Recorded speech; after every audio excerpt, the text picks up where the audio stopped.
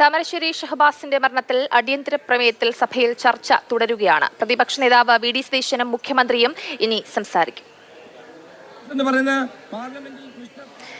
വിവരങ്ങളുമായി പ്രശാന്ത് കൃഷ്ണ ചേരുന്നുണ്ട്. പ്രശാന്ത്, സഭ വാദപ്രതിവാദങ്ങളാൽ കലുഷിതമായിരുന്നു, ഭരണപ്രതിപക്ഷ പോര് രൂക്ഷമായിരുന്നു. എന്താണ് കൂടുതൽ വിവരങ്ങൾ?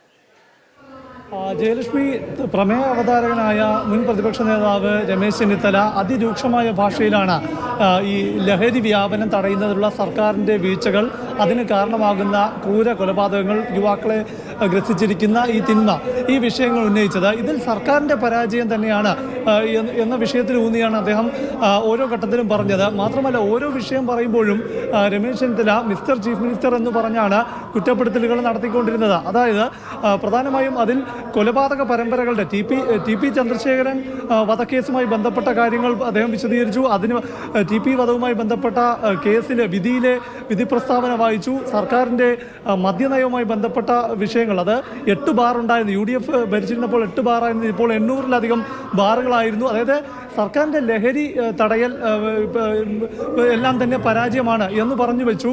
ഇതിന് പുറമേ തന്നെ മുഖ്യമന്ത്രി ഏറ്റവും കൂടുതൽ പ്രകോപിതനാക്കിയ മറ്റൊരു വിഷയം, ഈ പൂക്കോട് വെറ്റിനറി സർവകലാശാലയിൽ സിദ്ധാർത്ഥിനെ റാഗ് ചെയ്തതിൽ SFIക്കാരുടെ വിഷയം ഉന്നയിക്കുകയും ഒപ്പം SFIയുടെ സംസ്ഥാന സമ്മേളനത്തിൽ പോയി മുഖ്യമന്ത്രി ഇപ്പോഴെങ്ങനെയാണോ പ്രവർത്തിക്കുന്നത് അതേ രീതിയിൽ തുടരൂ എന്ന ഉപദേശം നൽകി. തെറ്റുകാരെ അദ്ദേഹം തിരുത്തിയില്ല, തെറ്റ് ചൂണ്ടിക്കാട്ടിയില്ല എന്ന വിഷയങ്ങൾ എല്ലാം തന്നെ പരാമർശിച്ചുകൊണ്ട് തന്നെ മിസ്റ്റർ ചീഫ് മിനിസ്റ്റർ എന്ന വിഷയം ഉയർത്തിയാണ്.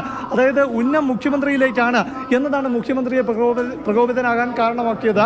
അതുകൊണ്ട് തന്നെയാണ് അദ്ദേഹം എഴുന്നേറ്റ് തൻ്റെ പേര് മിസ്റ്റർ ചീഫ് മിനിസ്റ്റർ എന്ന് പറഞ്ഞ് ഓരോ തവണയും ഇത് പറഞ്ഞ് താൻ ഉത്തരം പറയണമോ എന്ന വിഷയം ഉന്നയിച്ചുകൊണ്ട് അദ്ദേഹം ആ നീരസം പ്രകടിപ്പിക്കുകയാണ് ചെയ്തത്. വലിയ തോതിലുള്ള വാക്കേറ്റത്തിലേക്ക് പോവുകയും ചെയ്തു.